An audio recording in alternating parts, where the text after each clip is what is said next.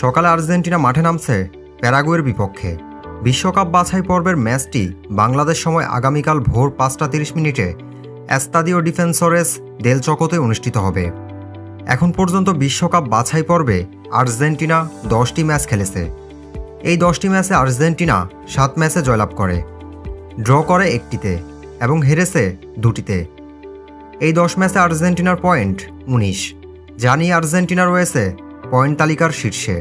নিজেদেরকে ঝালিয়ে নিতে শক্তিশালী প্যারাগুয়ের বিপক্ষে সকালে মাঠে নামছে আর্জেন্টিনা। ফুটবল প্রেমীরা অনেকেই হয়তো জানেন না ম্যাচটি কিভাবে দেখতে পারবেন।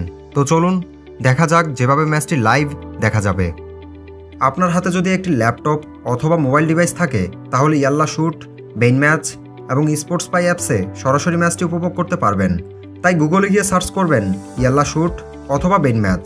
যে কোনো একটি ওয়েবসাইটে ঢুকে সরাসরি ম্যাচটি দেখতে পারবেন, অথবা মোবাইল অ্যাপস স্পোর্টস পাই ডাউনলোড করে খুব সহজেই ঝামেলা ছাড়া দেখতে পারবেন। এইগুলোতেও যদি না হয় তাহলে ম্যাচ চলাকালীন ফেসবুকে ম্যাচটি লিখে সার্চ করেও সরাসরি দেখার সুযোগ রয়েছে। তো বন্ধুরা, তারপরও যদি ম্যাচটি দেখতে সমস্যা হয় তাহলে আমাদেরকে কমেন্ট করে জানাতে পারেন, সঠিকভাবে দেখার সুযোগ করে দিব আমরা। ধন্যবাদ।